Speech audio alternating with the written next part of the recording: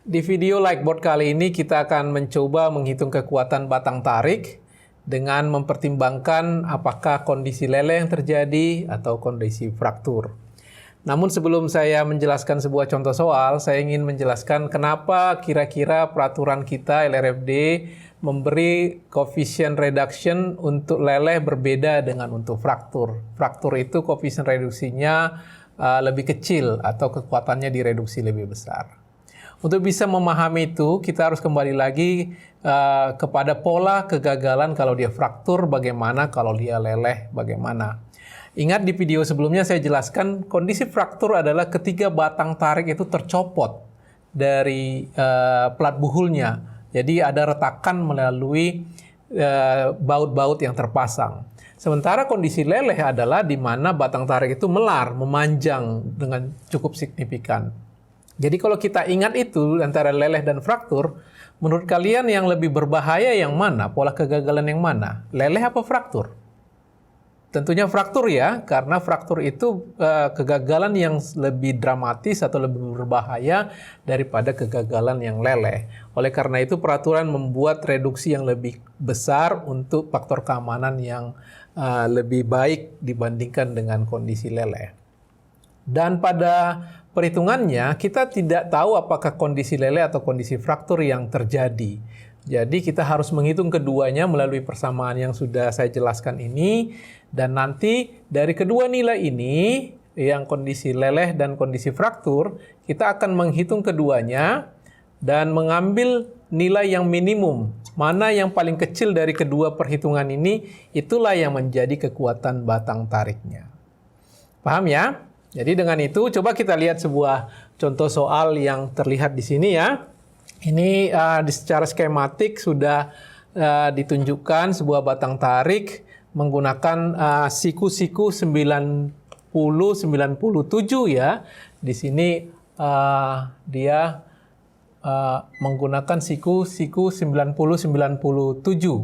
Dan batang tarik ini akan memikul beban sebesar 120 beban mati dan 70 kN beban hidup. Nah, pertanyaannya adalah apakah batang tarik ini kuat memikul beban yang ini? Dan sebelum kita bisa menjawab kuat apa tidak, kita harus hitung dulu kekuatannya. Apakah dia kondisi leleh atau kondisi fraktur.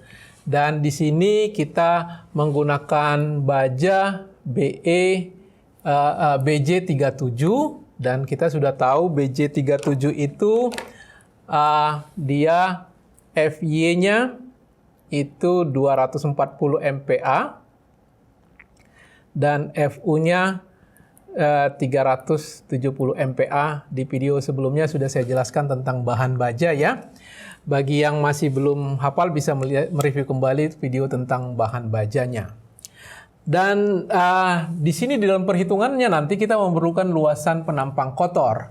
Dan kita bisa mengetahui dari profil baja yang disebutkan 90-97 ini, kita bisa mengetahui ini siku-siku ini nilainya luasan kotornya dari tabel baja itu 12,22 cm persegi atau kalau dia dalam milimeter 1222 mm persegi. Oke, dengan informasi itu kita sudah bisa menghitung kekuatannya. Nah, pertama kita ke sini, kita hitung sebagai kondisi leleh. Coba berarti untuk kekuatan leleh rencana adalah 0,9 dikalikan dengan FY-nya BJ37 yang sudah saya sebutkan di sana tadi, nilainya 240 MPa. MPa itu kan Newton per milimeter persegi ya. Lalu dikalikan dengan luasannya yang sebesar ini 1222 mm persegi.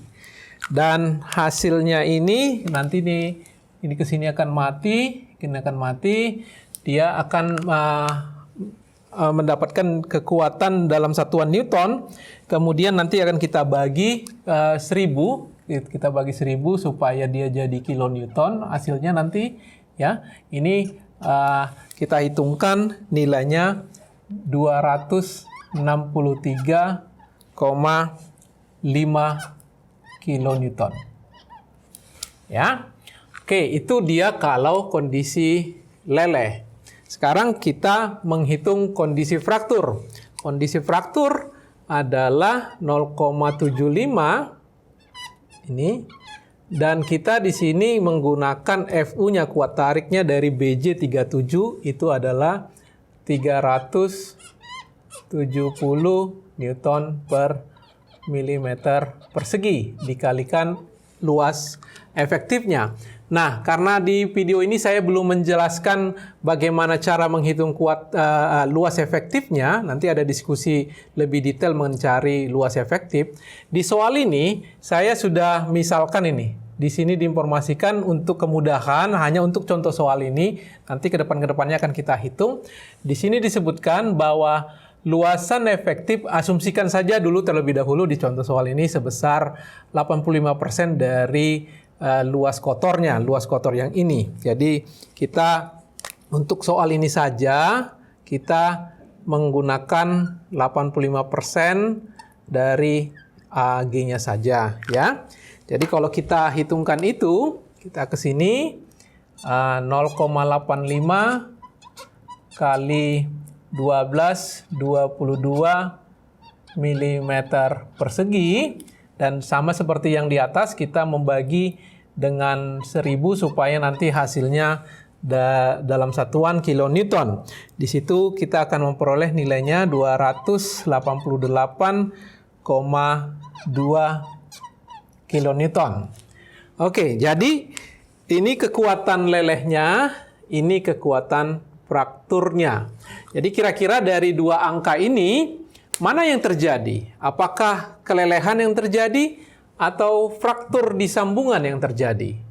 Nah, ingat konsepnya, kita tentunya akan mengambil yang paling kecil.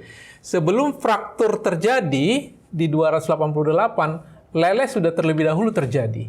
Jadi makanya itu konsepnya kita mengambil kekuatan yang minimum. Jadi dengan demikian, itu kekuatan batang tariknya itu adalah yang minimum dari 263,5 dan 288,2. Sehingga jawabannya adalah 263,5 kilonewton. Inilah kekuatan batang tarik tersebut. Nah, pertanyaannya adalah apakah batang tarik tersebut kuat? Kita bandingkan dengan bebannya. Bebannya di sini, beban matinya 120 kilonewton ya, dan beban hidupnya 70 kilonewton. Di video pembelajaran sebelumnya saya sudah menjelaskan bagaimana kita mencari beban ultimate, beban terfaktor. Untuk kedua jenis beban ini nanti kalian bisa review. Beban ultimate itu akan datang dari kombinasi yang kedua, di mana dia itu kombinasinya adalah 1,2 kali dead load ditambah dengan 1,6 kali live load. Ya, jadi ini di sini saya tambahkan 1,2 kali 120 tambah 1,6 kali 70 ya. Itu hasilnya 256 kilonewton.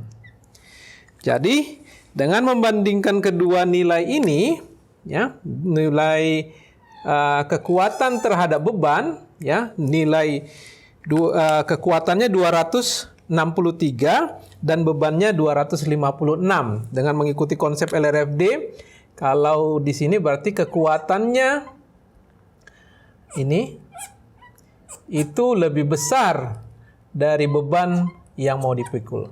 Jadi artinya apa kesimpulannya? Kesimpulannya batang tarik kita ini kuat.